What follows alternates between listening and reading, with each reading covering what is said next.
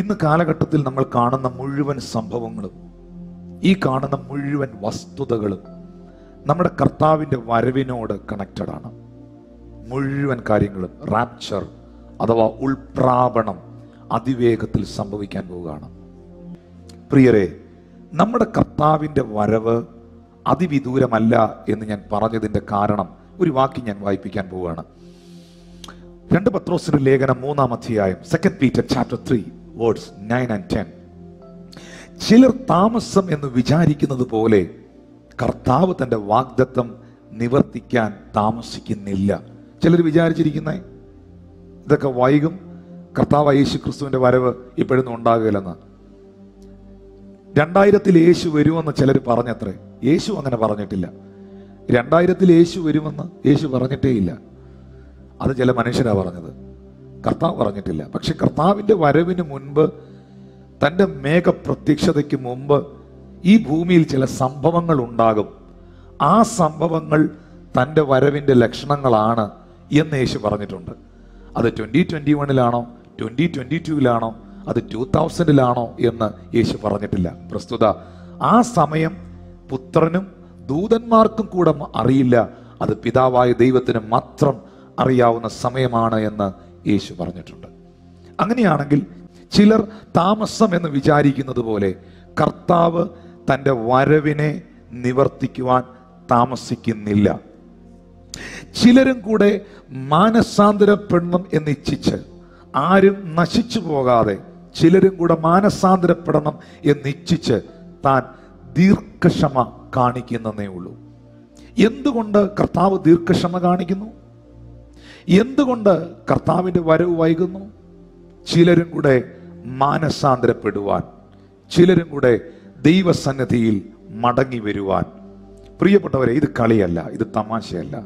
യേശു കർത്താവ് തൻ്റെ വരവിന് മുൻപ്, തൻ്റെ വരവിനോടുള്ള ബന്ധത്തിൽ 2 കാലഘട്ടങ്ങളെ കമ്പയർ ചെയ്ത് പഠിപ്പിച്ചു. ഈ കാലഘട്ടത്തിൽ സംഭവിച്ചതുപോലെ നിങ്ങളുടെ ഈ കാലഘട്ടത്തിൽ നടക്കും. ആ കാലഘട്ടത്തിൽ സംഭവിച്ചത് നിങ്ങളുടെ കാലഘട്ടത്തിൽ സംഭവിച്ചാൽ മനുഷ്യപുത്രൻ നിങ്ങളുടെ കാലഘട്ടത്തിൽ മടങ്ങി വരും. ആ 2 സംഭവങ്ങൾ ഞാൻ നിങ്ങളെ ഒന്ന് വായിപ്പിക്കുകയാണ്. ഒന്ന്, മത്തായിയുടെ സുവിശേഷം 24-ാം അധ്യായം 37, 38, 39 വാക്യങ്ങൾ. Matthew chapter 24. നോഹയുടെ കാലം പോലെ തന്നെ മനുഷ്യപുത്രന്റെ വരവുമാകും. നോഹയുടെ കാലം പോലെ തന്നെ മനുഷ്യപുത്രന്റെ വരവും ആകും. ജലപ്രളയം വന്ന് എല്ലാവരും നീക്കിക്കളവോളം അവർ അറിഞ്ഞതുമില്ല. മനുഷ്യപുത്രന്റെ വരവും അങ്ങനെ തന്നെയാകും. ഇതാ ഒരു കാലത്തെ അവിടെ എടുത്തു പറയുന്നു. ആ കാലം നോഹയുടെ കാലമാണ്. നോഹയുടെ കാലം പോലൊരു കാലം വരും. ആ കാലഘട്ടം വന്നു കഴിഞ്ഞാൽ നോഹയുടെ കാലത്ത് സംഭവിച്ച ചില സംഭവങ്ങൾ, എന്നെ കേൾക്കുന്നുണ്ടോ? നോഹയുടെ കാലത്ത് സംഭവിച്ച ചില സംഭവങ്ങൾ നിങ്ങൾ ജീവിച്ചിരിക്കുന്ന കാലഘട്ടത്തിൽ സംഭവിക്കുന്നുണ്ട് എങ്കിൽ അത് കർത്താവിൻ്റെ വരവിൻ്റെ കാലമാണ്. ലിസൺ. രണ്ടാമത് മറ്റൊരു കാലത്തെക്കുറിച്ച് യേശു വ്യക്തമാക്കുന്നു.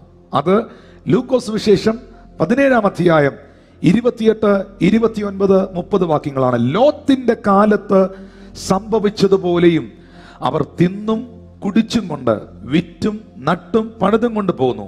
എന്നാൽ ലോത്ത് സോദോം വിട്ട നാളിൽ ആകാശത്തു നിന്ന് തീയും ഗന്ധകവും പെയ്ത് എല്ലാവരെയും മുടിച്ചു കളഞ്ഞു. മനുഷ്യപുത്രൻ വെളിപ്പെടുന്ന നാളിൽ അവണ്ണം ആകും.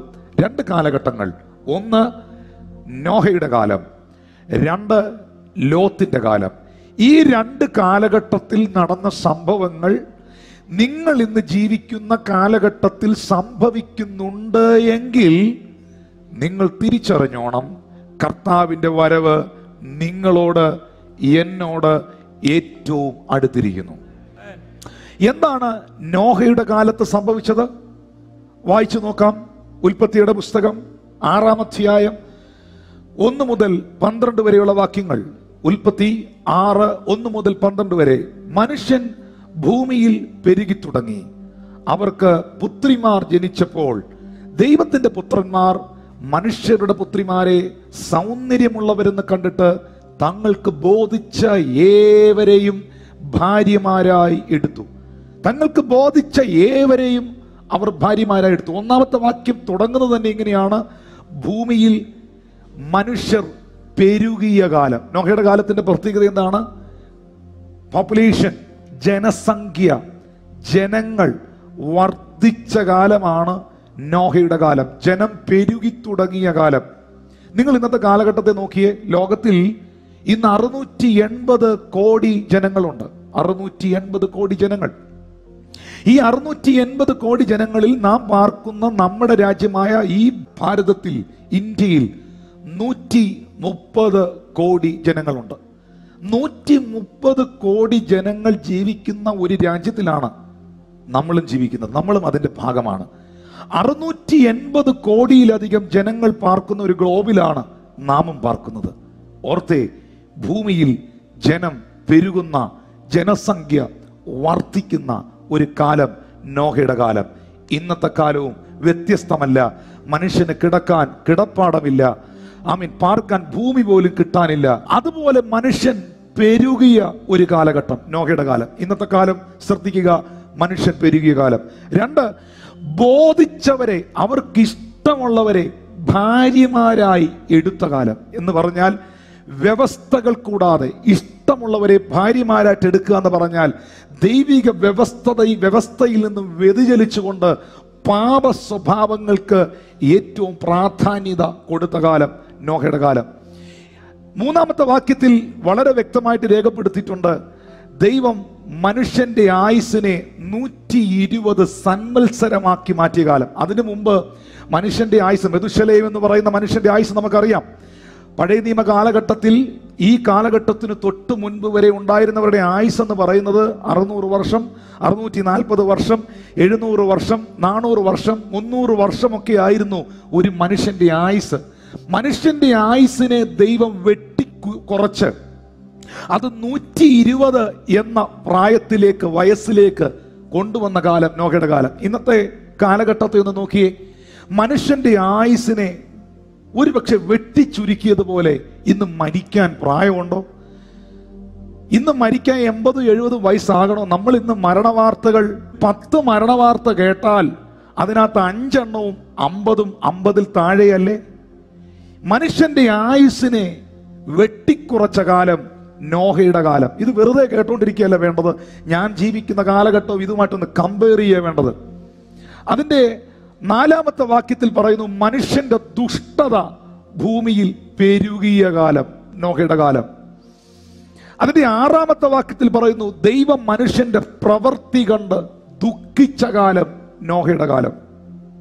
അതിന്റെ 8-ാമത്തെ വാക്യത്തിൽ പറയുന്നു: ഇതേ സമയത്ത് ദൈവം ചിലതിനെ തന്റെ കൃപയിലേക്ക് നയിച്ച കാലം നോഹയുടെ കാലം. ഒരു ഭാഗത്ത് മനുഷ്യൻ ഭൂമിയിൽ പെരുകിയ കാലം, മറ്റൊരു ഭാഗത്ത് ബോധിച്ചവരെ ഭാര്യമാരായിട്ടെടുക്കുന്ന ധാർമ്മിക ബോധങ്ങൾ മനുഷ്യന് നഷ്ടപ്പെട്ട കാലം, മനുഷ്യന്റെ ആയുസ് വെട്ടിക്കുറച്ച കാലം, മനുഷ്യന്റെ പ്രവർത്തികൾ കണ്ട് ദൈവം ദുഃഖിച്ച കാലം. ഇന്ന് മനുഷ്യന്റെ പ്രവർത്തികൾ കണ്ട് ദൈവം ദുഃഖിക്കുകയല്ലേ? ഇന്ന് മനുഷ്യന്റെ പ്രവർത്തികൾ കണ്ട് ദൈവം സങ്കടപ്പെടുകയല്ലേ? മ്ലേച്ഛതകൾ ഇന്ന് ഈ ഭൂമിയിൽ പെരുകയല്ലേ? ബോധിച്ചവരെ ഭാര്യമാരായിട്ട് എടുക്കുകയല്ലേ? എത്ര കേസുകളാ കേൾക്കുന്നേ? എത്ര ഭാര്യമാരാ അടുക്കൽ വന്ന് പറയുന്നേ? എത്ര ഭർത്താക്കന്മാരാ പറയുന്നേ? എത്ര ഭർത്താക്കന്മാരെന്നോട് പറഞ്ഞിരിക്കുന്നു എൻ്റെ ഭാര്യയ്ക്ക് വേറൊരു ബന്ധമുണ്ടെന്ന്, എൻ്റെ ഭർത്താവിന് വേറൊരു ബന്ധമുണ്ടെന്ന്. വഴിപിഴച്ച ജീവിതം മനുഷ്യൻ നയിക്കത്തക്ക നിലയിൽ മനുഷ്യനെ പിശാച് വഞ്ചിച്ചുകൊണ്ടിരിക്കുന്ന കാലം. നോഹയുടെ കാലം പോലെ ഒരു കാലത്തിലാണ് നമ്മൾ ജീവിക്കുന്നതെങ്കിൽ ഓർക്കുക, ഞാനും നിങ്ങളും ജീവിക്കുന്ന ഈ കാലഘട്ടത്തിൽ തന്നെ ജോബ് പറഞ്ഞതുപോലെ ദേഹസഹിതനായി നാം കർത്താവിനെ കാണേണ്ടതായി വരും.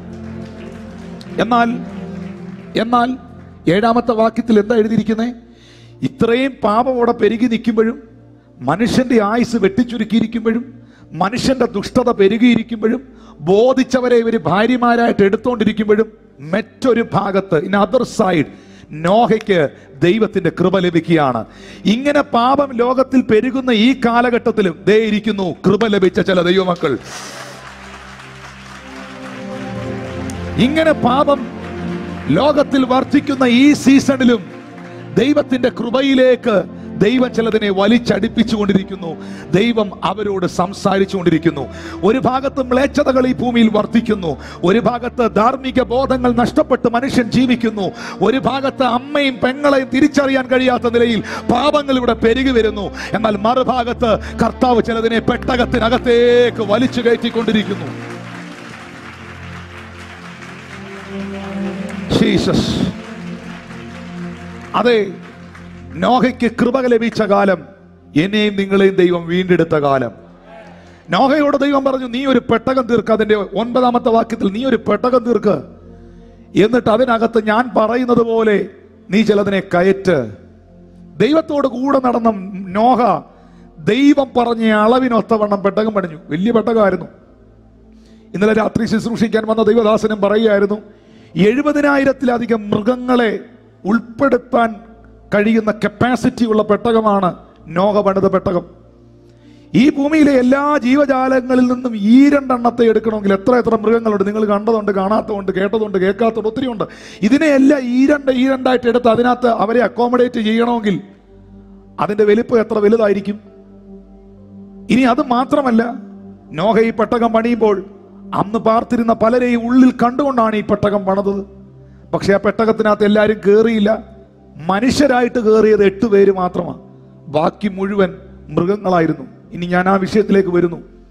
പ്രിയപ്പെട്ടവരെ, കർത്താവിന്റെ വരവിനോടുള്ള ബന്ധത്തിൽ ഭൂമിയിൽ മനുഷ്യന്റെ ദുഷ്ടത പെരുകിയ കാലം നോഹയുടെ കാലം, നമ്മുടെ കാലം ഇപ്പോൾ അങ്ങനെ തന്നെ.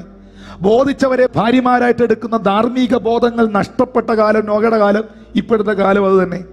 മനുഷ്യന്റെ ആയുസ്സിനെ ദൈവം വെട്ടിച്ചുരുക്കിയ കാലം നോഹയുടെ കാലം, ഇപ്പോഴത്തെ കാലം അത് തന്നെ. സ്തോത്രം. മനുഷ്യന്റെ ദുഷ്ടത പെരുകിയ കാലം നോഹയുടെ കാലം, ഇപ്പോഴത്തെ കാലവും അത് തന്നെ. എന്നാൽ ഈ സമയത്ത് ഇങ്ങനെ മ്ലേച്ഛതകൾ ഒരു സ്ഥലത്ത് വർദ്ധിക്കുമ്പോഴും അനേകരെ കർത്താവ് തന്റെ കൃപയിലേക്ക് നയിച്ച കാലം നോഹയുടെ കാലം, ഇപ്പോഴത്തെ കാലവും അത് തന്നെ. എന്താണ് ഈ പെട്ടകം? ഈ പെട്ടകം സഭയുടെ നിഴലാണ്, അല്ലെങ്കിൽ ഈ പെട്ടകം ക്രിസ്തുവിന് നിഴലാണ്. ഈ പെട്ടകത്തിനകത്ത് കയറാൻ വേണ്ടിയാണ് നോഹ പ്രസംഗിച്ചത്. ഒരു ജഡ്ജ്മെന്റ് വരാൻ പോകുന്നു, ഒരു പ്രളയം ഉണ്ടാകാൻ പോകുന്നു, വലിയ ന്യായവിധിയിലേക്ക് ദേശം കയറാൻ പോകുന്നു. അതുകൊണ്ട് ആ ന്യായവിധിയിൽ പെടാതിരിക്കാൻ നിങ്ങൾ എല്ലാവരും ഈ പെട്ടകത്തിൽ കയറണം. പക്ഷേ പരിഹാസികളായ മനുഷ്യർ ഉണ്ടായിരുന്ന കാലമാണ് നോഹയുടെ കാലം. ഇന്ന് ഓർത്ത് നോക്ക്, പ്രസംഗങ്ങൾ ഏറ്റെടുക്കുന്നവർ 100 പേര് വചനം കേട്ടാൽ എത്ര പേര് ഏറ്റെടുക്കും? 10 പേരോട് സുവിശേഷം പറഞ്ഞാൽ എത്ര പേർ കർത്താവിലേക്ക് വരും? ഒരു ദൈവിക ആലോചന പറഞ്ഞാൽ അതിന്റെ നല്ല വശങ്ങൾ എത്ര പേർ മനസ്സിലാക്കും? നെഗറ്റീവ് മാത്രം തലയ്ക്കകത്ത് കയറ്റിയ ഒരു കൂട്ടം ആൾക്കാർ ജീവിച്ചിരുന്ന കാലമായിരുന്നു നോഹയുടെ കാലം. നോഹ പ്രളയം ഉണ്ടാകാൻ പോകുന്നെന്ന് പറഞ്ഞപ്പോൾ ഇന്ന് വരെ അവർ പ്രളയം കണ്ടിട്ടില്ല. ഇന്ന് വരെ ഭൂമിയിൽ മഴ പെയ്തിട്ടില്ല.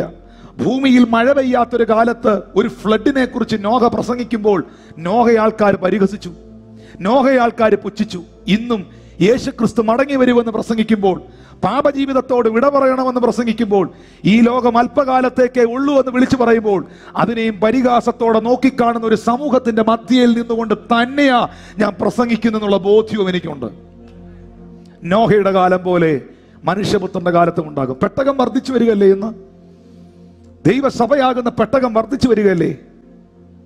കർത്താവ് എന്നോട് പറഞ്ഞൊരു കാര്യമുണ്ട്. ഞാൻ വിശ്വാസത്തിലേക്ക് 999 കടന്നു വരുമ്പോൾ, 2000 വിശ്വാസ സ്നാനം സ്വീകരിച്ച് 2001 ശുശ്രൂഷയോടുള്ള ബന്ധത്തിൽ മുന്നോട്ട് പോകും കർത്താവിനെ നയിക്കുമ്പോൾ, അന്ന് ഇൻഡിപെൻഡന്റ് സഭകൾ വളരെ വിരളമായിരുന്നു.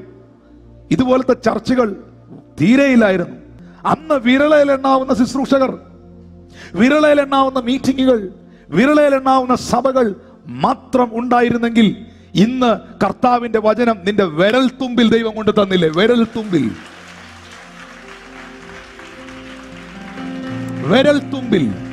വീട്ടിലിരുന്ന് പ്രസംഗം കേൾക്കാം, വീട്ടിലിരുന്ന് വചനം കേൾക്കാം, വീട്ടിലിരുന്ന് ആരാധിക്കാം. ഏത് വിഷയത്തെക്കുറിച്ചും നിനക്ക് പഠിക്കാം, ഏത് വിഷയത്തെക്കുറിച്ചും മെസ്സേജുകൾ ശ്രദ്ധിക്കാം. രാജ്യത്തിന്റെ സുവിശേഷം ലോകത്തിന്റെ അറ്റത്തോളം എത്തുമ്പോൾ എന്റെ വരവാകുമെന്ന് യേശു പറഞ്ഞെങ്കിൽ ഈ സുവിശേഷം അതിവേഗത്തിൽ ഇന്ന് സ്പ്രെഡ് ചെയ്തുകൊണ്ടിരിക്കുകയാണ്. നിങ്ങൾ മനസ്സിലാക്കണം, നോഹയുടെ കാലം പോലൊരു കാലത്ത് ഞാനും നിങ്ങളും ജീവിക്കുന്നു. മ്ലേച്ഛതകൾ വർദ്ധിക്കുമ്പോഴും ദൈവത്തിന്റെ കൃപ ലഭിച്ച ഒരു കൂട്ടം. പക്ഷേ ഫൈനലി ഞാൻ ഈ വിഷയത്തിൽ നിന്ന് പറഞ്ഞ അടുത്തതിലേക്ക് വരികയാണ്. നോഹയുടെ കാലഘട്ടത്തിങ്കിൽ നോഹ പെട്ടകം പണിതു. ആ പെട്ടകത്തിന്റെ ഡിസൈൻ ദൈവം പറഞ്ഞതുപോലെ ആയിരുന്നു. ദൈവം പറഞ്ഞ അളവിലും വിസ്താരത്തിലും പെട്ടകം പണിതു. പെട്ടകത്തിന്റെ വാതിൽ നോഹ ഉണ്ടാക്കി. അതിന്റെ കുറ്റിയും കൊളുത്തും നോഹ ഉണ്ടാക്കി. അതിന്റെ സകല കാര്യങ്ങളും നോഹ പിടിപ്പിച്ചു. അതിന്റെ കീല് നോഹ തേച്ചു. മുഴുവൻ പണിയും നടത്തിയത് നോഹയാണ്. പക്ഷേ ഫ്ലഡ് ഉണ്ടായപ്പോൾ, പ്രളയം വന്നപ്പോൾ, ജഡ്ജ്മെന്റ് വെളിപ്പെട്ടപ്പോൾ ജനം ഈ പെട്ടകത്തിൽ കയറാൻ തയ്യാറാകാതെ ക്രിസ്തുവിലേക്ക് വരുവാൻ, അങ്ങനെ വേണം പറയാൻ, ക്രിസ്തുവിലേക്ക് വരുവാൻ തയ്യാറാകാതെ ന്യായവിധിയിൽ അകപ്പെട്ട് നിലവിളിക്കുന്ന സമയത്ത് യഹോവയായ ദൈവം പെട്ടകത്തിന്റെ വാതിൽ അടച്ചു. പെട്ടകം പണിതത് നോഹയാണ്, കീല് തേച്ചത് നോഹയാണ്, ആണി അടിച്ചത് നോഹയാണ്, ചിന്തേര് പിടിച്ചത് നോഹയാണ്, അത് മുഴുവൻ സെറ്റ് ചെയ്തത് നോഹയാണ്. ഇത്രയും വലിയ പെട്ടകം, ആയിരങ്ങളെ ഉൾക്കൊള്ളിക്കാൻ കഴിയുന്ന ഒരു സ്ഥലം നോഹ ഉണ്ടാക്കി തീർത്തെങ്കിലും അതിന്റെ കതകൊന്നടയ്ക്കാൻ, ആ വാതിലടയ്ക്കുന്ന ശുശ്രൂഷ അല്ലെങ്കിൽ ആ വാതിലടയ്ക്കുന്ന പരിപാടി ദൈവം നോഹയ്ക്ക് കൊടുത്തില്ല. വാതിലടച്ചത് യഹോവയായ ദൈവമാണ്. അതിന്റെ കാര്യം മറ്റൊന്നല്ല, അവൻ അടച്ചാൽ പിന്നെ ആരും അത് തുറക്കുകയില്ല, അവൻ തുറന്നാൽ ആരും അത് അടയ്ക്കുകയില്ല. അങ്ങനെയാണ് എങ്കിൽ ഇന്ന് കൃപയുടെ വാതിൽ തുറന്നു കിടക്കുകയാണ്. ഇന്ന് കൃപയുടെ വാതിൽ തുറന്നു കിടക്കുകയാണ്. രക്ഷപ്പെടാൻ ദൈവം നിനക്ക് സമയം തന്നിരിക്കുന്നു. മാനസാന്തരപ്പെടാൻ ദൈവം സമയം തന്നിരിക്കുന്നു. ദൈവത്തെ അടുത്തറിയാൻ സമയം തന്നിരിക്കുന്നു. വിശുദ്ധിയോടെ ജീവിക്കാൻ ദൈവം സമയം തന്നിരിക്കുന്നു. എന്നാൽ ഈ കൃപയുടെ കാലം കഴിയുന്ന ഒരു സീസൺ വരുന്നു. ഈ കൃപയുടെ വാതിൽ അടയുന്നൊരു കാലം വരുന്നു. 10 കന്യകമാരുടെ ചരിത്രം, ഉപമ നമുക്കറിയാം. 10 കന്യകമാരും മണവാളനെ കാത്തിരുന്നതാണ്. അർദ്ധരാത്രിയിൽ പ്രതീക്ഷിക്കാത്ത സമയത്ത് മണവാളൻ കടന്നു വന്നു. അപ്പോൾ 5 കന്യകമാർ മയക്കം പിടിച്ചുറങ്ങിപ്പോയി. എന്നാൽ 5 കന്യകമാർ വിളക്കിനോടുകൂടെ എണ്ണയും എടുത്ത് മണവാളനെ കാത്തിരുന്നു. അവർ മണവാളന്റെ കൂടെ മണിയറയിലേക്ക് പ്രവേശിച്ചു. 5 കന്യകമാർ കൈവിടപ്പെട്ടു പോയി. 5 കന്യകമാർ കൈവിടപ്പെട്ടു പോയി. കൈവിടപ്പെട്ടു പോയ 5 കന്യകമാർ ഈ എണ്ണയുള്ളവർ അടുക്കൽ ചെന്നിട്ട് പറഞ്ഞു, ഞങ്ങൾക്കും കൂടെ കുറച്ച് എണ്ണതാ, ഞങ്ങളുടെ വിളക്ക് കത്തുന്നില്ല, മണവാളൻ ഇത്ര പെട്ടെന്ന് വരുമെന്ന് ഞങ്ങൾ അറിഞ്ഞില്ല, ഞങ്ങൾ എക്സ്പെക്ട് ചെയ്യാത്ത പ്രതീക്ഷിക്കാത്ത സമയത്തല്ലേ മണവാളൻ വന്നത്, ഞങ്ങൾ ഇച്ചിരി നേരം ഒന്ന് ഉറങ്ങിപ്പോയി, മയക്കം പിടിച്ചു പോയി, കുറച്ചൊന്ന് പിന്മാറ്റത്തിൽ പോയി, കുറച്ചൊന്ന് ഞങ്ങൾ പുറകോട്ട് പോയി. ആ സമയത്ത് ബുദ്ധിയുള്ള കന്യകമാർ അവരോട് പറഞ്ഞു, ഞങ്ങളുടെ കയ്യിൽ നിങ്ങൾക്ക് തരാൻ ഇനി എണ്ണയില്ല, എണ്ണയുടെ ഡിസ്ട്രിബ്യൂഷൻ തീർന്നു. എന്താണ് എണ്ണ? അത് പരിശുദ്ധാത്മാവാണ്. എന്താണ് എണ്ണ? അത് ദൈവത്തിന്റെ പരിശുദ്ധാത്മാവാണ്. കർത്താവിന്റെ വരവിനോടുള്ള ബന്ധത്തിൽ ദൈവത്തിന്റെ പരിശുദ്ധാത്മാവ് ഈ ഭൂമിയിൽ നിന്ന് എടുക്കപ്പെടും. ദൈവത്തിന്റെ പരിശുദ്ധാത്മാവ് വന്നിടത്തേക്ക് തിരികെ കയറി പോകും. അന്ന് അതിനെ സ്വീകരിപ്പാൻ കഴിയുകയില്ല. എന്നാൽ ഇന്ന് പരിശുദ്ധാത്മാവ് ഇവിടെ ഉണ്ട്. എന്നാൽ ഇന്ന് ദൈവാത്മാവ് ഇവിടെ ഉണ്ട്. ഇന്ന് ദൈവകൃപ ഇവിടെ ഉണ്ട്. ഇന്ന് യേശുവിന്റെ രക്തം നിന്നെ വിശുദ്ധീകരിക്കാൻ മതിയായതാണ്. തിരസ്കരിക്കാതെ സ്വീകരിക്കുക, സ്വീകരിക്കുക. നോഹയുടെ കാലം പോലെ മനുഷ്യപുത്രന്റെ കാലത്തും ഉണ്ടാകും. നമ്മൾ അങ്ങനെ ഒരു കാലത്ത് ജീവിക്കുന്നു. എനി ടൈം നമ്മുടെ കർത്താവ് മടങ്ങി വരാം. Thank you Jesus. മറ്റൊരു കാലം ലോത്തിന്റെ കാലം. ആ കാലം പോലൊരു കാലം നിങ്ങളുടെ കാലഘട്ടത്തിൽ ഉണ്ടാകുന്നെങ്കിൽ തിരിച്ചറിയുക, എഴുന്നേറ്റ് തലപൊക്കി നോക്കുക, കർത്താവിന്റെ വരവ് അടുത്തിരിക്കുന്നു. എന്താ ലോത്തിന്റെ കാലം? വായിച്ചു നോക്കിയ ഉൽപ്പത്തിയുടെ പുസ്തകം 19-ാം അധ്യായം. നമ്മൾ എടുത്ത വാക്യം ലൂക്കോസ് 17:28. ലോത്തിന്റെ കാലത്ത് സംഭവിച്ചതുപോലെ മനുഷ്യപുത്രന്റെ നാളിലും ഉണ്ടാകും. എന്നാൽ ആ സംഭവം കാണുന്നത് 19 മുതലുള്ള വാക്യത്തിലെ ഉൽപ്പത്തി. ആ 2 ദൂതന്മാർ വൈകുന്നേരത്ത് സോദോമിലെത്തി. ലോത്ത് സോദോം പട്ടണവാതിലിൽ ഇരിക്കുകയായിരുന്നു. അവരെ കണ്ടിട്ട് ലോത്ത് എഴുന്നേറ്റ് എതിരേറ്റ് ചെന്ന് നിലം വരെ കുനിഞ്ഞു നമസ്കരിച്ചു. 2 പുരുഷന്മാർ, ദൈവം അയച്ച 2 ദൂതന്മാർ പട്ടണത്തിൽ സോദോമിലെത്തി. സോദോം പട്ടണത്തിന്റെ വാതിക്കൽ ലോത്ത് നിൽക്കുകയായിരുന്നു, ഗേറ്റിന്റെ അവിടെ. അവരെ കണ്ടിട്ട്, ആ ദൂതന്മാരെ കണ്ടിട്ട്, ആ പുരുഷന്മാരെ കണ്ടിട്ട്, ലിസൺ, ലോത്ത് നിലം വരെ കുനിഞ്ഞ് അവരെ നമസ്കരിച്ചു, വണങ്ങി, അവരെ വർഷിപ്പ് ചെയ്തു. എന്താണ് ലോത്തിന്റെ കാലം? ഇതാ ഒരു തലമുറ ദൈവത്തെയും തന്റെ ദാസന്മാരെയും തന്റെ വചനത്തെയും ഓണർ ചെയ്യുന്നു, ബഹുമാനിക്കുന്നു. ആ തലമുറ ഇന്ന് ഇതിനകത്തുമുണ്ട്. ആ തലമുറ ഇന്ന് ഇതിനകത്തുമുണ്ട്. ദൈവത്തെയും തൻ്റെ വചനത്തെയും ആ ശുശ്രൂഷയും തൻ്റെ ദാസന്മാരെയും ബഹുമാനിക്കുന്നവർ, ആ ശുശ്രൂഷയോട് ആദരവ് കാണിക്കുന്നവർ. എന്നാൽ അതിന്റെ 4 മുതലുള്ള വാക്യങ്ങൾ വായിക്കുമ്പോൾ മറ്റൊരു തലമുറ നിങ്ങൾക്ക് കാണാം. ലോത്തിന്റെ കാലത്ത് അവർ ഉറങ്ങാൻ പോകും മുൻപേ വായിച്ചു തുടങ്ങാം. അവർ ഉറങ്ങുവാൻ പോകും മുമ്പേ സോദോം പട്ടണത്തിലെ പുരുഷന്മാർ സകല ഭാഗത്തു നിന്നും ആബാലവൃദ്ധം എല്ലാവരും വന്ന് വീട് വളഞ്ഞു. അവർ ലോത്തിനെ വിളിച്ചു, ഈ രാത്രി നിന്റെ അടുക്കൽ വന്ന പുരുഷന്മാർ എവിടെ? ഞങ്ങൾ അവരെ ഭോഗിക്കേണ്ടതിന് ഞങ്ങളുടെ അടുക്കൽ പുറത്തു കൊണ്ടുപോവാ എന്ന് അവനോട് പറഞ്ഞു. ലോത്ത് വാതിൽക്കൽ അവരുടെ അടുക്കൽ പുറത്തു ചെന്ന് കതകടച്ചു വെച്ചു. സഹോദരന്മാരെ, ഇങ്ങനെ ദോഷം ചെയ്യരുതേ. പുരുഷൻ തൊടാത്ത 2 പുത്രിമാർ എനിക്കുണ്ട്. അവരെ ഞാൻ നിങ്ങളുടെ അടുക്കൽ പുറത്തു കൊണ്ടുവരാം. നിങ്ങൾക്ക് ബോധിച്ചതുപോലെ അവരോട് ചെയ്തു കൊള്ളുവീൻ. ഈ പുരുഷന്മാരോട് മാത്രം ഒന്നും ചെയ്യരുതേ. ഇതിനായിട്ടല്ലോ അവർ എന്റെ വീട്ടിൽ മാറി നിൽക്ക എന്നവർ പറഞ്ഞു. അടുത്തൊരു തലമുറ. ആ തലമുറയുടെ പ്രത്യേകത എന്താണ്? ലോത്തിന്റെ വീട്ടിൽ 2 പുരുഷന്മാർ വന്നു. എന്നെ നോക്കണം, ശ്രദ്ധിച്ച് കേൾക്കണം. എന്ന് ലോത്തിന്റെ വീട്ടിൽ 2 പുരുഷന്മാർ വന്നു. ദൈവത്തിന്റെ ദൂതന്മാർ എന്ന് വിശേഷിപ്പിക്കുന്നു തന്റെ ദാസന്മാർ. രാത്രിയായപ്പോൾ അവിടുത്തെ പുരുഷന്മാരാ വീട് വളഞ്ഞിട്ട് പറഞ്ഞു, 2 സൗന്ദര്യമുള്ള പുരുഷന്മാര് വീട്ടിൽ വന്നല്ലോ, അവരെ ഭോഗിക്കേണ്ടതിന് ഞങ്ങൾക്ക് തരിക. അത്രേ എനിക്ക് പറയാൻ പറ്റുന്നുള്ളൂ. അവരെ ഭോഗിക്കേണ്ടതിന് ഞങ്ങൾക്ക് തരിക. ഉടനെ ലോത്ത് പറഞ്ഞു, അരുത്, എനിക്ക് 2 പെമ്മക്കളുണ്ട്, ഞാൻ ആ പെമ്മക്കളെ നിങ്ങൾക്ക് തരാം. പക്ഷെ അവരെ ചെയ്തത് പക്ഷെ അവര് പറയുന്നു, ഞങ്ങൾക്ക് പെമ്മക്കളെ വേണ്ട, ഞങ്ങൾക്ക് പുരുഷനെ മതി. പുരുഷനെ വിവാഹം കഴിക്കുന്ന, സ്ത്രീയെ വിവാഹം കഴിക്കുന്ന, ആണോടാണ് അവലക്ഷണം പ്രവർത്തിക്കുന്ന ഒരു തലമുറ ജീവിച്ചിരുന്ന കാലമാണ് ലോത്തിന്റെ കാലം. ഇന്നത്തെ കാലഘട്ടം നോക്ക്. ഇന്നത്തെ കാലഘട്ടം പരിശോധിക്കുക. 2004 നെതർലാൻഡ് എന്ന് പറയുന്ന രാജ്യത്തിലാണ് ആദ്യം സ്വവർഗ വിവാഹത്തിന് അനുമതി കൊടുത്തത്. 2004. അതിനുശേഷം ലോകത്തിലെ മുഴുവൻ രാജ്യങ്ങൾക്കും, മിക്ക രാജ്യങ്ങൾക്കും, സങ്കടകരമെന്ന് പറയട്ടെ, ഇന്ത്യയിലും ഇസ്രായേലിലും വരെ ഇതിന് അനുമതി കൊടുത്തിരിക്കുന്നു. Praise God. ഇതിന് അനുമതി കൊടുക്കാത്ത ഒറ്റ രാജ്യമേ ഇന്ന് നിലവിലുള്ളൂ. അത് നൈജീരിയ ആണ്. കാരണം അവിടെ ഉണർവ് നടന്നുകൊണ്ടിരിക്കുകയാണ്. അവിടുത്തെ പ്രസിഡന്റ് വരെ വിശ്വാസികളാണ്. Thank you Lord. ഈ ഭാരതവും ഇതിന് അനുമതി കൊടുത്തു. ഞാൻ വിവാഹ ശുശ്രൂഷ നടത്താൻ പോകുമ്പോൾ ഇന്ന് പ്രത്യേകിച്ച് ഈ കാലഘട്ടത്തിൽ ഞാൻ അപ്പനമ്മമാരോട് പറയും, നിങ്ങളുടെ മോൾ ഒരു മോളെ തന്നെ കല്യാണം കഴിക്കുന്നത് അനുഗ്രഹമാണ്. നിങ്ങളുടെ മോൻ ഒരു മോളെ തന്നെ കെട്ടിയല്ലോ, നിങ്ങളുടെ മകൻ ഒരു മകളെ കിട്ടിയല്ലോ, മകൾക്കൊരു മകനെ കിട്ടിയല്ലോ, അതൊരു അനുഗ്രഹമാണെന്ന് പറയും. കാരണം അത്ര അധംപതിച്ചു പോയി ഈ കാലഘട്ടം. അത്ര അധംപതിച്ചു പോയി മനുഷ്യ സമൂഹം. അമ്മയും പെങ്ങളെയും തിരിച്ചറിയാത്തൊരു കാലഘട്ടം, ലോത്തിന്റെ കാലഘട്ടം. അങ്ങനെ ഒരു കാലഘട്ടത്തിലാണോ നിങ്ങൾ ജീവിക്കുന്നത്? ആരെയും വിശ്വസിക്കാൻ കഴിയാത്ത കാലഘട്ടം, ചതിയന്മാരുള്ള കാലഘട്ടം, വഞ്ചകന്മാരുള്ള കാലഘട്ടം. ലോത്തിന്റെ കാലം പോലെ ഒരു കാലം വരും. അന്ന് മനുഷ്യപുത്രന്റെ വരവ് ഉണ്ടാകുമെന്ന കർത്താവ് പറഞ്ഞ്, പ്രകൃതി വിരുദ്ധമായ മ്ലേച്ഛതകൾ ചെയ്യുന്ന ഒരു തലമുറ ജീവിച്ചിരുന്ന കാലമായിരുന്നു ലോത്തിന്റെ കാലം. അതുകൊണ്ടാണ് സ്വർഗത്തിലെ ദൈവം സോദോമിനെ, അവർ ജീവിച്ചിരുന്ന സ്ഥലത്തെ ദൈവം വെറുതെ വിട്ടോ?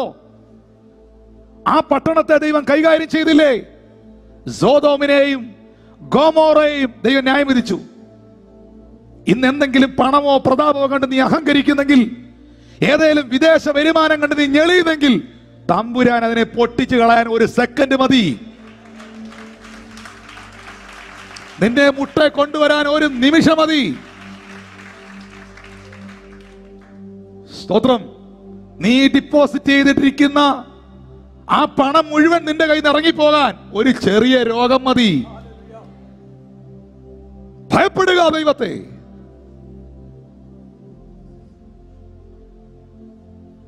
Thank you Lord Jesus, thank you Lord Jesus. മ്ലേച്ഛതകൾ പെരുകിയ കാലം ലോത്തിന്റെ കാലം. അത് മാത്രമോ, വളരെ രസകരമായൊരു കാര്യം അതിന്റെ 24 മുതലുള്ള വാക്യങ്ങളിലാണ് കാണുന്നത്. ഈ പട്ടണത്തിൽ ഭയങ്കര ന്യായവിധി വെളിപ്പെട്ടു. ദൈവം തീയും ഗന്ധകവും അയച്ച് ഈ പട്ടണത്തെ ന്യായം വിധിച്ചു. അബ്രഹാം കേറി നിന്ന് വാദിച്ചു, കാലേ വീണ് ദൈവത്തോട് പറഞ്ഞു. ദൈവം തമ്പുരാൻ ഈ അബ്രഹാമും ദൈവമായിട്ടുള്ള ബന്ധം ഭയങ്കര രസകരമായൊരു കാര്യം. അത് വളരെ ശ്രദ്ധിക്കേണ്ട ഒരു കാര്യം, ഒരു ഫ്രണ്ട്ഷിപ്പാണ്. അബ്രഹാം ദൈവത്തോട് പറയും, ദൈവമേ ഒരു 50 പേരെങ്കിലും അവിടെ കാണും, ന്യായം വിധിക്കലേ. ദൈവം പറഞ്ഞ 50 പേരില്ല. അല്ല ദൈവമേ, എന്നാ ഒരു 5 പേരെങ്കിലും കാണും, വിട്ടേക്ക്.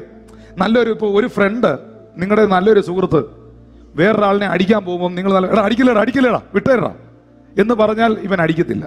ഇതുപോലെ അബ്രഹാം കയറി എന്ന് പറയുന്നതാണോ ദൈവത്തോട്? ദൈവം പറഞ്ഞ 5 ഇല്ല. തമ്പുരാൻ അവസാനം പറഞ്ഞു, അബ്രഹാമേ നീ പ്രാർത്ഥന നിർത്തും, ഒരെണ്ണം എങ്കിലും ഉണ്ടെങ്കിൽ, ഒരെണ്ണയേലും ഉണ്ടെങ്കിൽ ഞാനൊന്നും ചെയ്യുകയില്ല. പക്ഷെ തമ്പുരാന് ഒരെണ്ണത്തെ പോലും ഇവിടെ കാണാനില്ലായിരുന്നു. ലോത്തിനോട് തിരിഞ്ഞു നോക്കാതെ ലോത്തിനോട് ഭാര്യയോട് ഓടിക്കോളാൻ പറഞ്ഞു, രക്ഷപ്പെട്ടോളാൻ പറഞ്ഞു. പക്ഷെ 25, 26 വാക്യങ്ങളിലേക്ക് വരുമ്പം ആ ദേശം ഉന്മൂലനാശം ചെയ്യുന്ന സമയത്ത്, പട്ടണങ്ങളിലെ സകല നിവാസികളെയും സസ്യങ്ങളെയും വരെ ദൈവം തകർക്കുന്ന സമയത്ത്, 26-ാമത്തെ വാക്യത്തിൽ ഈ ഓട്ടത്തിന്റെ ഇടയിൽ ലോത്തിന്റെ ഭാര്യ പൊയ്ക്കൊണ്ടിരിക്കുന്നതിനിടയിൽ തിരിഞ്ഞു നോക്കി, അവൾ ഉപ്പുതൂണായി മാറി. അവളുടെ ഭൗതിക നന്മയിലേക്ക് അവൾ തിരികെ നോക്കി. വിട്ടുപോയതിലേക്ക്, ലിസൺ ശ്രദ്ധിക്കൂ, വിട്ടുവന്നതിലേക്ക് അവൾ തിരിഞ്ഞു നോക്കി. ഇന്നത്തെ കാലഘട്ടം ശ്രദ്ധിക്കണം, ഇത് കർത്താവിന്റെ വരവിന്റെ ലക്ഷണ. വിട്ടുവന്നതിലേക്കും ഉപേക്ഷിച്ചതിലേക്കും ഒക്കെ പലരും തിരിച്ചു പോയിക്കൊണ്ടിരിക്കുന്നു. പക്ഷെ ഇതൊന്നും കാണുമ്പോൾ ഞെട്ടരുത്. കർത്താവിന്റെ ഭാഷയിൽ പറഞ്ഞാൽ, യേശുവിന്റെ ഭാഷയിൽ പറഞ്ഞാൽ, ഇതൊക്കെ സംഭവിക്കേണ്ടത് തന്നെയാണ്. ഇത് കാണുമ്പോൾ ഞെട്ടുകയല്ല വേണ്ടത്. ഇത് കാണുമ്പോൾ ഈ പുസ്തകം എല്ലാം സംഭവിച്ചുകൊണ്ടിരിക്കുവാണല്ലോ. കാരണം മനുഷ്യപുത്രൻ ഭൂമിയിൽ മടങ്ങി വരുമ്പോൾ വിശ്വാസം കണ്ടെത്തുമോ എന്നൊരു ചോദ്യം കർത്താവ് ചോദിച്ചു. ഇടുക്കുവാതിലൂടെ കടക്കാൻ പോരാടുവിൻ, നാശത്തിലേക്കുള്ള വാതിൽ വിശാലമായത്, ജീവന്റെ വഴിയോ ഇടുക്കവും ഞെരുക്കവും ഉള്ളത്, അതിലൂടെ കടക്കുന്നവർ ചുരുക്കം.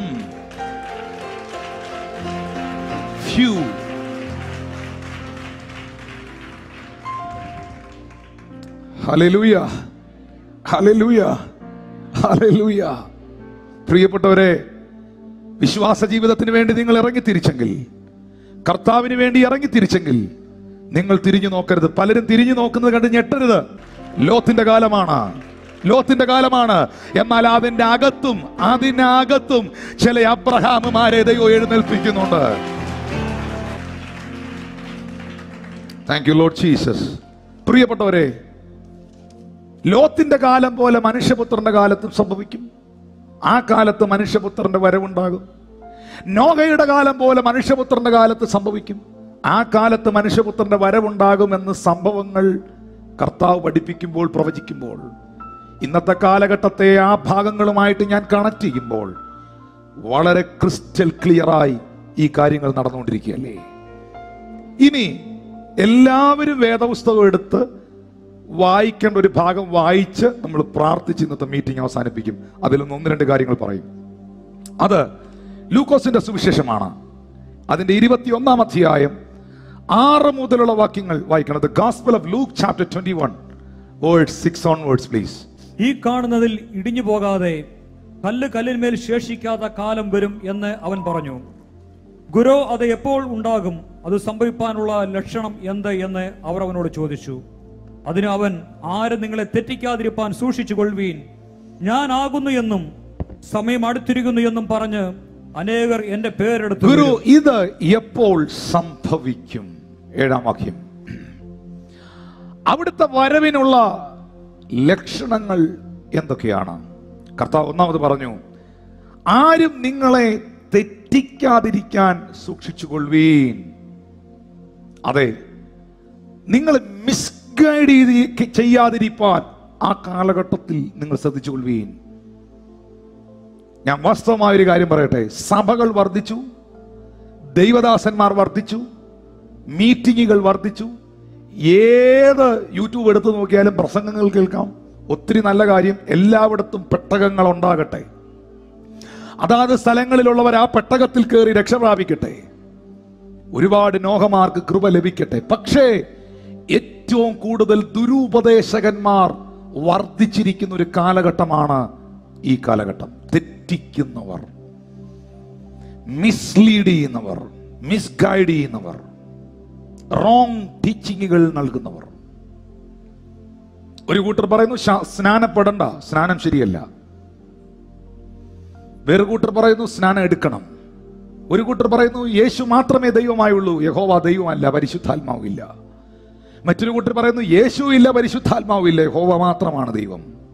മറ്റൊരു കൂട്ടർ പറയുന്നു പിതാവുമുണ്ട് പുത്രനുമുണ്ട്, പക്ഷെ പരിശുദ്ധാത്മാവും പരിശുദ്ധാത്മാവിന്റെ പ്രവർത്തികളും കൃപാവരങ്ങളും ഇല്ല. മറ്റൊരു കൂട്ടർ പറയുന്നു ഇത് കൃപയുടെ കാലമാണ്, അടിച്ചു പൊളിക്കുക, പാപം ചെയ്ത് ഇഷ്ടം പോലെ ജീവിക്കുക, എന്നിട്ട് രക്തത്തിൽ കഴുകണമെന്ന് പ്രാർത്ഥിക്കുക. ഇങ്ങനെ ഡിഫറന്റ് ആയി എന്തെല്ലാം ഉപദേശങ്ങൾ, എന്തെല്ലാം ഫോൾസ് ടീച്ചിങ്ങുകൾ. മനുഷ്യർ കൺഫ്യൂസ്ഡ് ആകുന്നു. Which one is right and which one is wrong, ഏതാണ് ശരി ഏതാണ് തെറ്റ് എന്ന് തിരിച്ചറിയാൻ കഴിയാതെ കൺഫ്യൂസ്ഡ് ആകുന്നു. ഞാൻ എന്ത് വിശ്വസിക്കണം എന്ത് വിശ്വസിക്കണ്ട എന്ന് അറിയാൻ പറ്റാതെ പോകുന്നു. തെറ്റിദ്ധരിപ്പിക്കുന്നവർ, സഭകളിൽ തെറ്റിദ്ധരിപ്പിക്കുന്നവർ. നല്ലവണ്ണം വൃത്തിയായിട്ട് വന്ന് ആരാധിച്ച് പ്രാർത്ഥിച്ചുകൊണ്ടിരുന്നതാ, അതിനകത്ത് ഇരിക്കുന്ന ഒരുത്തനെ പിശാച് കയ്യിലെടുത്തു, ഒരു കുടുംബത്തെ കയ്യിലെടുത്തു. ഇവൻ ഫോൺ എടുത്ത് എല്ലാവരെയും വിളിച്ച് വീട് വീടാന്തോറും കയറി ഇറങ്ങി എല്ലാവരെയും തെറ്റിദ്ധരിപ്പിക്കുകയാണ്. റോങ് ആയിട്ടുള്ള തെറ്റായിട്ടുള്ള കാര്യങ്ങൾ പ്രചരിപ്പിക്കുകയാണ്. ആവശ്യമില്ലാത്ത കാര്യങ്ങൾ പറഞ്ഞവരുടെ വിശ്വാസ ജീവിതത്തെ ഇടിച്ചു കളയുകയാണ്. ഇങ്ങനെ ഒരു സംഭവമല്ല, 1000 അല്ല, 10,000കണക്കിന് സംഭവങ്ങൾ നമുക്ക് ചുറ്റും നടന്നുകൊണ്ടിരിക്കുന്നു. പക്ഷേ ഇതിന്റെ നടുവിൽ, ഇതിന്റെ മധ്യയിൽ ഈ സത്യങ്ങളെ മനസ്സിലാക്കി ചങ്കും നെറ്റിയും കർത്താവിന് വേണ്ടി കൊടുത്ത് നിലകൊള്ളുന്ന നിലവാരമുള്ള ക്രിസ്തീയ ജീവിതം നയിക്കുന്ന ദൈവമക്കൾക്കായി ഞാൻ ദൈവത്തെ സ്തുതിക്കുകയാണ്. Hallelujah, hallelujah. തെറ്റിക്കുന്നവർ ഉണ്ടാകും, അവരെ സൂക്ഷിച്ചുകൊള്ളുവീൻ. വീട്ടിൽ വിളിച്ച് പരിപ്പോടെയും ചായം കൊടുക്കാനല്ല എഴുതിയിരിക്കുന്ന, അവരെ സൂക്ഷിച്ചുകൊള്ളുവീൻ. സമയം അടുത്തിരിക്കുന്നു എന്ന് പറഞ്ഞ് അനേകർ എന്റെ പേരെടുത്ത് വരും, അവരെ അനുഗമിക്കരുത്. എന്റെ പേരും പറഞ്ഞുകൊണ്ട് പലരും നിങ്ങളുടെ അരികിൽ വരും. ഞാൻ ക്രിസ്തുവാണ് എന്ന് പോലും പറഞ്ഞുകൊണ്ട് പലരും വരും. അവരെ അനുഗമിക്കരുത്.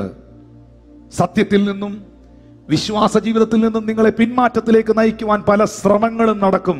ആ ശ്രമങ്ങളിൽ നിങ്ങൾ പെട്ടുപോകരുത്.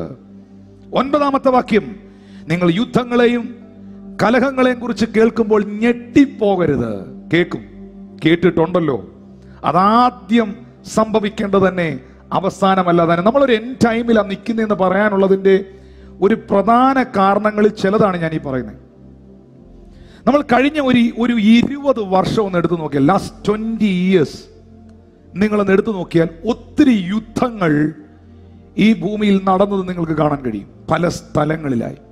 അതിന്റെ പുറകോട്ടുള്ള ചരിത്രങ്ങൾ എടുത്ത് പഠിക്കുമ്പോൾ വ്യത്യസ്തമായ നിലയിൽ നമുക്കറിയാം. കുവൈറ്റ്, ഇറാഖ് യുദ്ധങ്ങൾ, നമ്മുടെ ഭാരതത്തിലുണ്ടായ യുദ്ധങ്ങൾ, ചൈനയുമായിട്ടുള്ള യുദ്ധങ്ങൾ, ഇങ്ങനെ ഒത്തിരി നമ്മൾ അറിഞ്ഞതും അറിയാത്തതും പ്രഖ്യാപിക്കപ്പെട്ടതും പ്രഖ്യാപിക്കപ്പെടാത്തതും നമ്മൾ കേട്ടതും കേൾക്കാത്തതുമായി ഒത്തിരി ലോക സമാധാനം നഷ്ടപ്പെട്ടിരിക്കുന്ന ഒരു സാഹചര്യം.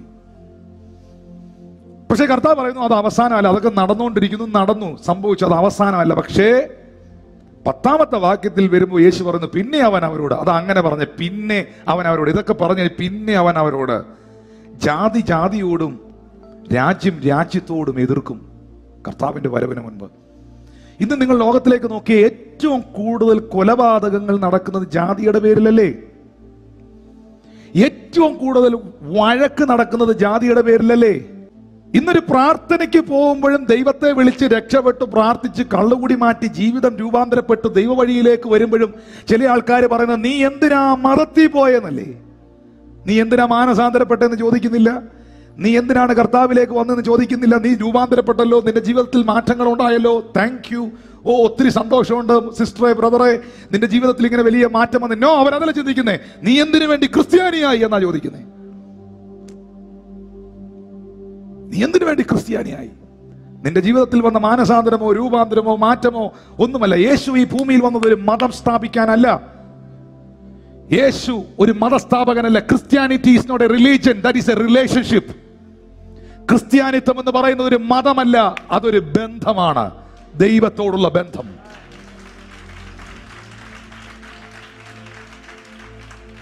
പക്ഷെ ഇന്ന് മുഴുവൻ പ്രശ്നങ്ങളും ജാതിയുടെയും മതത്തിന്റെയും പേരിലാണ്. 11-ാമത്തെ വാക്യം, വലിയ ഭൂകമ്പവും. നോക്കി ഇതിനകത്തോട്ട് വായിച്ചു നോക്കി. കർത്താവിന്റെ വരവിനോടുള്ള ബന്ധത്തിലെ ലക്ഷണം വലിയ ഭൂകമ്പവും ക്ഷാമവും മഹാവ്യാധികളും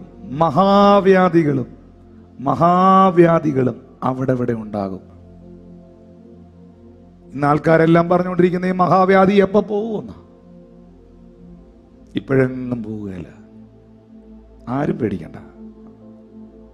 ഇനി അതിന്റെ ഫ്രീക്വൻസി കൂടും.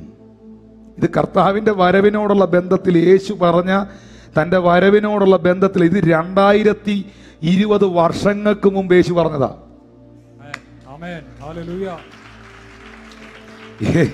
യേശു പറഞ്ഞ തന്റെ വരവിനോടുള്ള ബന്ധത്തിൽ യേശു പറഞ്ഞ ലക്ഷണമാണ് ഈ സംഭവിച്ചുകൊണ്ടിരിക്കുന്നത്. നിങ്ങൾ പാടത്തില്ലേ, യുദ്ധങ്ങൾ, ക്ഷാമങ്ങൾ, ഭൂകമ്പം. ആ പാട്ടറിയാവുന്നൊരു പാടിയേ. യുദ്ധങ്ങൾ, ക്ഷാമങ്ങൾ, ഭൂകമ്പം, പല വ്യാധികളാൽ ജനം നശിച്ചിടുന്നു, രാജ്യം രാജ്യങ്ങളോട് എതിർത്തു തുടങ്ങിയല്ലോ ഒരുങ്ങി. ഈ പാട്ടേ കൊറോണ വന്നപ്പോ ഒരാൾ ക്വാറന്റൈനിൽ ഇരുന്ന് എഴുതിയതല്ല. ആരും വേണ്ടിയില്ല. കൊറോണ വന്നപ്പം പുള്ളി ക്വാറന്റൈനിൽ ഇരുന്ന് എഴുതിയതല്ലിത്. വർഷങ്ങൾക്ക് മുൻപ്, നീയും ഞാനും ഒക്കെ ഒരുപക്ഷെ ജനിക്കുന്നതിന് മുൻപ് പരിശുദ്ധാത്മാവിൽ ഭക്തൻ എഴുതി, അങ്ങനൊരു കാലം വരും. യുദ്ധങ്ങൾ, ക്ഷാമങ്ങൾ, ഭൂകമ്പം, പല വ്യാധികളാൽ ജനം നശിച്ചിടുന്നു. പിന്നൊരു വരികളുണ്ട്, ജനം പേടിച്ച് ആകാശത്തിൻ ശക്തി ഇളകുന്നതാ, ഭൂവിലെന്തു ഭവിക്കുമെന്നോ. ഈ ഭൂമിയിൽ എന്തായി സംഭവിക്കുന്നതെന്ന് ഓർത്തുകൊണ്ട് ജനം പേടിച്ച് നിർജീവരാകുന്ന കാലം. എന്നായി നടക്കുന്നേ, എന്തുവായി കാണുന്നേ എന്ന് ചോദിക്കുന്ന കാലം. ഇത് കോവിഡ് വന്ന ഒരാള് ക്വാറന്റൈനിൽ ഇരുന്ന് എഴുതിയതല്ല. നൂറ്റാണ്ടുകൾ, വർഷങ്ങൾക്ക് മുമ്പ് പരിശുദ്ധാത്മാവ് ഒരു ഭക്തന് കൊടുത്ത വരിയ. ആ വരി വന്നിരിക്കുന്നത് ലൂക്കോസ് 21 നിന്നാ. അങ്ങനെയാണ് പ്രിയരെ, ഈ കാലഘട്ടത്തിൽ നടക്കുന്ന മുഴുവൻ സംഭവങ്ങളും വിളിച്ചു പറയുന്ന ഇതുപോലൊരു പുസ്തകം ഇവിടെ ഉണ്ട്.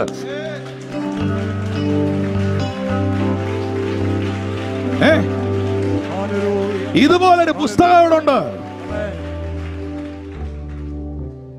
2020 വർഷങ്ങൾക്ക് മുമ്പ് പറഞ്ഞ കാര്യം 2020-ലും 2021-ലും ഒക്കെ നമ്മൾ അനുഭവിച്ചുകൊണ്ടിരിക്കുകയാണ്. അങ്ങനെയാണെങ്കിൽ യേശുവിന്റെ ജനനത്തെ കുറിച്ച് പറഞ്ഞ പ്രവചനം നിവർത്തീകരിക്കപ്പെട്ടു. യേശു ബെത്ലഹേമിൽ ജനിക്കുമെന്ന് മീഖായോട് ദൈവം പറഞ്ഞു. നീയോ ബെത്ലഹേം എഫ്രാത്തേ എന്ന് തുടങ്ങുന്ന പ്രവചനം, ആ ബെത്ലഹേമിൽ യേശു ജനിക്കുമെന്ന് പറഞ്ഞ പ്രവചനം നിവർത്തീകരിക്കപ്പെട്ടു. യെശയ്യാ പറഞ്ഞു, നമുക്കൊരു ശിശു ജനിച്ചിരിക്കുന്നു, നമുക്കൊരു മകൻ നൽകപ്പെട്ടിരിക്കുന്നു, അവൻ അത്ഭുത മന്ത്രി, അവൻ വീരനായ ദൈവം, അവൻ നിത്യപിതാവ്, അവൻ സമാധാനത്തിന്റെ പ്രഭു. യേശുവിനെ കുറിച്ചുള്ള മുഴുവൻ, യേശുവിന്റെ ജനനത്തെ കുറിച്ചുള്ള പ്രവചനം, യേശുവിന്റെ ജീവിതത്തെ കുറിച്ചുള്ള പ്രവചനം. എന്റെ പരിശുദ്ധനെ ഞാൻ ദ്രവത്വം കാണാൻ സമ്മതിക്കില്ല, യേശു കർത്താവിനെ എവിടെ അടക്കുമെന്നുള്ള പ്രവചനം. യേശു തന്നെ പറഞ്ഞു, നിങ്ങൾ ഈ മന്ദിരം പൊളിപ്പീൻ, ഞാനിതിനെ 3 ദിവസം കൊണ്ട് പണിയും, 3-ാം നാൾ ഞാൻ ഉയർത്തെഴുന്നേൽക്കുമെന്ന് യേശു പറഞ്ഞു. ആ കർത്താവ് പറഞ്ഞത് അതുപോലെ സംഭവിച്ചു. അങ്ങനെ യേശുവിന്റെ ജനന, ജീവിത, മരണ, പുനരുത്ഥാനത്തെ കുറിച്ചുള്ള മുഴുവൻ പ്രവചനങ്ങളും നിവർത്തീകരിക്കപ്പെട്ടെങ്കിൽ ഇനി നിവർത്തിയാകാൻ ഒരു പ്രവചനം ബാക്കി നിൽക്കുന്നു. അതെന്നറിയാവോ? ഗലീല പുരുഷന്മാരെ, നിങ്ങൾ ആകാശത്തിലേക്ക് നോക്കി നിൽക്കുന്നതെന്ത്? നിങ്ങളെ വിട്ട് സ്വർഗാരോഹണം ചെയ്ത യേശുവിനെ പോകുന്നവനായി നിങ്ങൾ കണ്ടതുപോലെ തന്നെ അവൻ മടങ്ങി വരും. He's coming back. Thank you Lord Jesus. അവന്റെ 1-ാമത്തെ വരവിൽ അവൻ ദൈവകുഞ്ഞാടായി ഭൂമിയിലേക്ക് വന്നു. എന്നാൽ തന്റെ രണ്ടാമത്തെ വരവിൽ യഹൂദാ ഗോത്രത്തിലെ സിംഹമായി അവൻ കടന്നു വരും. യേശുവിന്റെ ഒന്നാമത്തെ വരവിൽ അവൻ പാപം പരിഹരിക്കുവാൻ ഈ ഭൂമിയിലേക്ക് കടന്നു വന്നു. എന്നാൽ കർത്താവിന്റെ രണ്ടാമത്തെ വരവിൽ പാപം പരിഹരിക്കപ്പെട്ടതിന്റെ വിശുദ്ധന്മാരെ ചേർക്കുവാൻ അവൻ മടങ്ങി വരുന്നു. യേശു ക്രിസ്തുവിന്റെ ഒന്നാമത്തെ വരവിൽ അവൻ മനുഷ്യനെ രക്ഷിപ്പാൻ ഈ ഭൂമിയിലേക്ക് കടന്നു വന്നു. എന്നാൽ യേശുവിന്റെ രണ്ടാമത്തെ വരവിൽ അവൻ ഈ ഭൂമിയെ ന്യായം വിധിക്കാനായി കടന്നു വരുന്നു. യേശു ക്രിസ്തുവിന്റെ ഒന്നാമത്തെ വരവിൽ അവനെ മുൾക്കിരീടധാരിയാക്കി ആൾക്കാർ നിർത്തി. എന്നാൽ അവന്റെ രണ്ടാമത്തെ വരവിൽ അവൻ പൊൻകിരീടധാരിയായി മടങ്ങി വരുന്നു. Oh Jesus! യേശുവിന്റെ ഒന്നാമത്തെ വരവിൽ അവൻ ദാസനായി ഈ ഭൂമിയിലേക്ക് വന്നു. യേശുവിന്റെ രണ്ടാമത്തെ വരവിൽ അവൻ രാജാതി രാജാവായി ഈ ഭൂമിയിലേക്ക് മടങ്ങി വരും. യേശുവിന്റെ ഒന്നാമത്തെ വരവിൽ അവൻ ഈ ഭൂമിയിൽ കോലുകൊണ്ട് അടിയേറ്റു. എന്നാൽ അവന്റെ രണ്ടാമത്തെ വരവിൽ ഇരുമ്പ് ദണ്ടുകൊണ്ട് ഈ ഭൂമിയെ ന്യായവിധിപ്പാൻ അവൻ കടന്നു വരുന്നു. യേശുവിന്റെ ഒന്നാമത്തെ വരവിൽ അവൻ വളരെ സൗമ്യനായി കഴുതപ്പുറത്ത് വാഹനമേറി വന്നു. അവന്റെ രണ്ടാമത്തെ വരവിൽ വെള്ളക്കുതിരയുടെ മേൽ നിലയങ്കി ധരിച്ചവനായി അവൻ കടന്നു വരുന്നു. യേശുവിന്റെ ഒന്നാമത്തെ വരവിൽ അവൻ ക്രൂശിൽ മരിപ്പാൻ ഈ ഭൂമിയിൽ വന്നു. എന്നാൽ യേശുവിന്റെ രണ്ടാമത്തെ വരവിൽ അവൻ സിംഹാസനത്തിൽ ഇരുന്ന് ഭരിക്കുവാൻ കടന്നു വരുന്നു. യേശു ക്രിസ്തുവിന്റെ ഒന്നാമത്തെ വരവിൽ സ്വന്തക്കാർ പോലും അവനെ അംഗീകരിച്ചില്ല. എന്നാൽ അവന്റെ രണ്ടാമത്തെ വരവിൽ എല്ലാ മുട്ടും അവന്റെ മുമ്പിൽ മടങ്ങും, എല്ലാ നാവും അവൻ കർത്താവ് ഏറ്റു പറയും. Thank you Lord Jesus. പ്രിയപ്പെട്ടവരെ, ഇന്ന് ഈ മെസ്സേജ് ഞാൻ കൺക്ലൂഡ് ചെയ്യുമ്പോൾ നിങ്ങൾ തിരിച്ചറിയേണ്ട ഏറ്റവും വലിയ കാര്യം, ഈ കാലഘട്ടത്തിൽ നടക്കുന്ന മുഴുവൻ സംഭവങ്ങളും കർത്താവിന്റെ വരവിനോടുള്ള ബന്ധത്തിലാണ്. ഈറ്റ് നോവിന്റെ ആരംഭമാണ്. വാക്സിനേഷനുകൾ വന്നു കഴിഞ്ഞു. സാഹചര്യങ്ങൾക്ക് വ്യത്യാസമുണ്ട്. ഇല്ലില്ല. അടുത്തടുത്ത കാലഘട്ടങ്ങളിലേക്ക് നമ്മൾ കയറും. ഇതിന്റെ ഇടയിലും നോഹമാരെയും അബ്രഹാമുമാരെയും ദൈവം നിലനിർത്തും.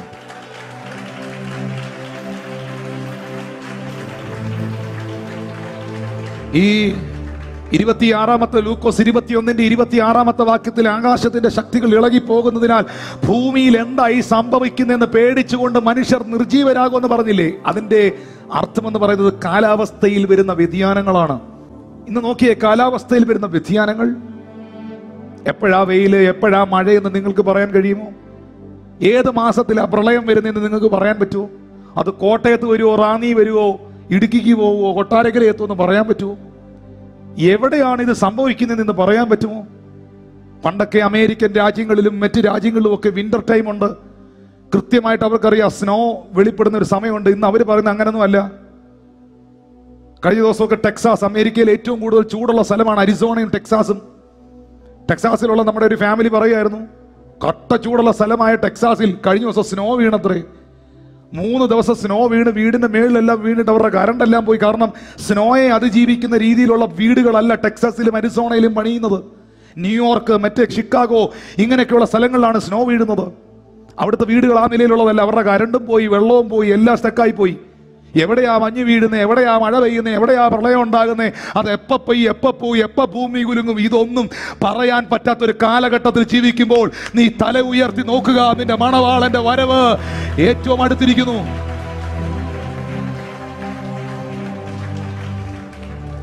ഹല്ലേലൂയ.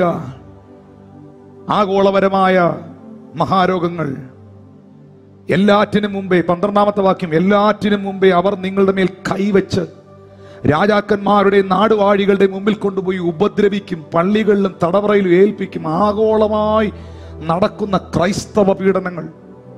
വിശുദ്ധന്മാർക്ക് ഈ ഭൂമിയിൽ ജീവിക്കാൻ പറ്റാത്ത കാലം, നല്ല കേൾവികളില്ലാത്ത കാലം.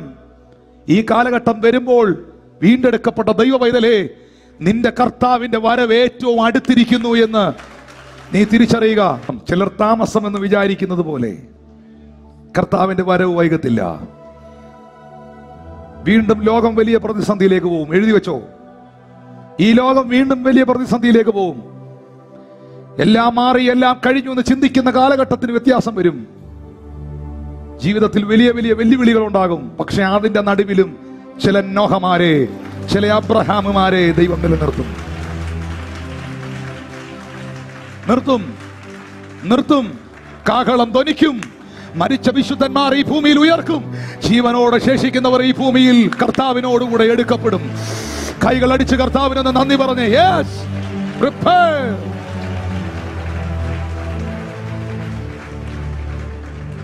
യേശുവിന്റെ വരവിന് ഞാൻ പറയട്ടെ, ഈ 2 കൊല്ലത്തിനകത്ത് നടന്ന 2-3 കാര്യങ്ങൾ പറയാം. 2550 വർഷം മുമ്പാണ് സെക്കറിയാവ് എന്ന പ്രവാചകൻ ഈ പ്രവചനം പറയുന്നത്. ഏത് പ്രവചനം? അറബ് ഇസ്രായേൽ രാജ്യങ്ങൾ ഒന്നിക്കുമെന്ന പ്രവചനം. ഇത് ഏത് വർഷമാണ് നടന്നേ? ഇത് നടന്നത് 2020-ലാണ്. കാരണം 2018 ഡിസംബർ 6-ാം തീയതി അമേരിക്കയുടെ പ്രസിഡന്റ് ആയിരുന്ന ഡൊണാൾഡ് ട്രംപ് ഇസ്രായേലിന്റെ തലസ്ഥാനമായി ജെറുസലേമിനെ ഡിക്ലെയർ ചെയ്തു. ഇസ്രായേലിന്റെ തലസ്ഥാനമായി ടെല്ലവീവിനെ ആയിരുന്നു, ടെല്ലവീവ് മാറ്റി ജെറുസലേമാക്കി. ഇസ്രായേലിന്റെ തലസ്ഥാന നഗരി ജെറുസലേമായി തീരുമെന്നും അതിന് ചുറ്റും നിൽക്കുന്നവർ അതിനോട് യുദ്ധത്തിന് വരുമെന്നും ഉള്ള പ്രവചനങ്ങൾ ഉണ്ടായി. എന്ന് ഇസ്രായേൽ എന്ന് പറയുന്ന രാജ്യത്തിന്റെ തലസ്ഥാനമായി ജെറുസലേമിനെ പ്രഖ്യാപിച്ചോ അന്ന് മുതലാണ് ഇപ്പൊ ഈ കഴിഞ്ഞ യുദ്ധമെല്ലാം അതിന്റെ പേരിലായിരുന്നു. നമ്മൾ കണ്ടില്ലേ ഒത്തിരി വീഡിയോസ്. ആ പ്രവചനം എന്ന് പറഞ്ഞാന്നറിയോ? 2550 വർഷം മുമ്പ് പറഞ്ഞ പ്രൊഫസി. അത് സെക്കറിയ 12-ന്റെ 2-3 വാക്യങ്ങളിലാണ് കിടക്കുന്നത്. Zechariah chapter 12 word 2 and 3. ഇസ്രായേലിനെ, ജെറുസലേമിനെ മൂലക്കല്ലാക്കി ദൈവം മാറ്റുമെന്നും ഞാൻ യെരുശലേമിനെ ചുറ്റുമുള്ള സകല ജാതികൾക്കും ഒരു പരിഭ്രമപാത്രമാക്കും. യെരുശലേമിന്റെ നിരോധത്തിങ്കൽ അത് യഹൂദയ്ക്കും വരും. അന്നാളിൽ ഞാൻ യെരുശലേമിനെ സകല ജാതികൾക്കും ഭാരമുള്ള കല്ലാക്കി വയ്ക്കും. അതിനെ ചുമക്കുന്നവരൊക്കെയും കഠിനമായി മുറിവേൽക്കും. ഭൂമിയിലെ സകല ജാതികളും അതിന് വിരോധമായി വരും. ഇതൊക്കെ 2550 വർഷം മുമ്പ് സക്കറിയാവ് പ്രവചിച്ചതൊക്കെ കഴിഞ്ഞ കൊല്ലം നടക്കുക എന്ന് പറഞ്ഞാൽ, ഇസ്രായേലിന്റെ തലസ്ഥാനമായി ജെറുസലേമിനെ പ്രഖ്യാപിക്കുന്നു. നമ്മൾ ജീവിച്ചിരിക്കുന്ന ഈ 2500-ഉം 2000 വർഷങ്ങൾക്ക് മുമ്പൊക്കെ നടന്ന ബൈബിൾ പ്രൊഫസീസ് ഞാനും നിങ്ങളും ജീവിച്ചിരിക്കുന്ന കാലഘട്ടത്തിൽ നടക്കുന്നെങ്കിൽ ഓർത്തോ, ഈ ജീവിച്ചിരിക്കുന്ന കാലഘട്ടത്തിൽ തന്നെ എന്റെ കർത്താവിന്റെ വരവ് സംഭവിച്ചിരിക്കും.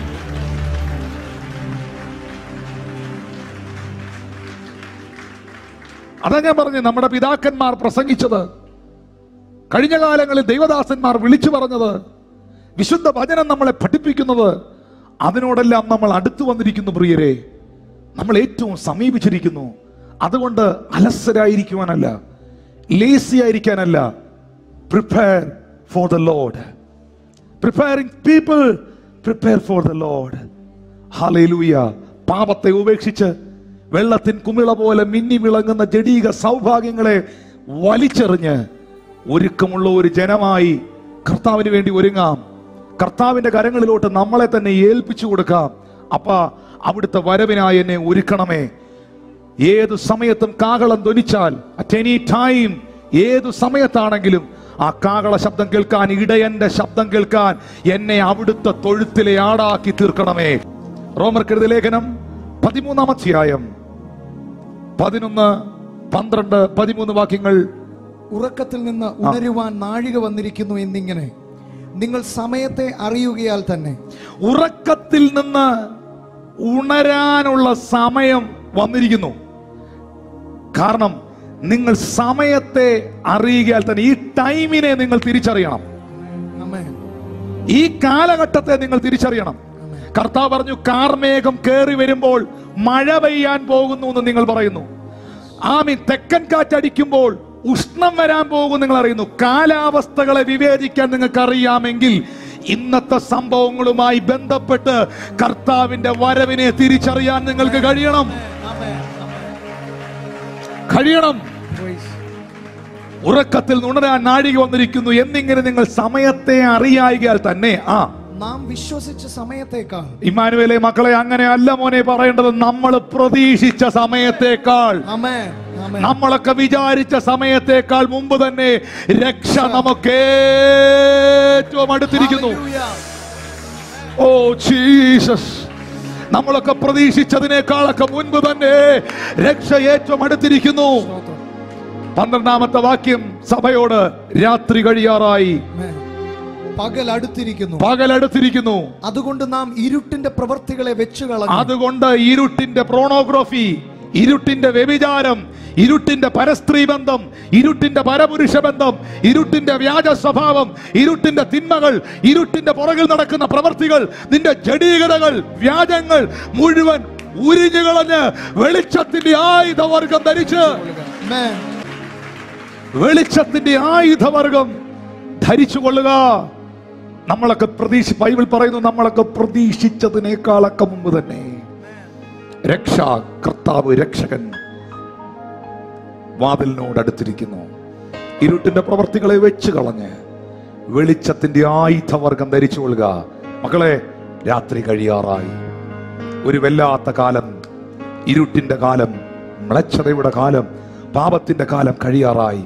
രോഗമില്ലാത്ത, ദുഃഖമില്ലാത്ത, പട്ടിണിയില്ലാത്ത, വൈറസ് ഇല്ലാത്ത, പ്രതിസന്ധിയില്ലാത്ത, വെല്ലാളി വീരന്മാരില്ലാത്ത, നിന്നെ പ്രതിരോധിക്കുന്നവരില്ലാത്ത വിശുദ്ധന്മാരുടെ നഗരിയിൽ എത്തുവാനുള്ള കാലം സമീപിച്ചിരിക്കുന്നു.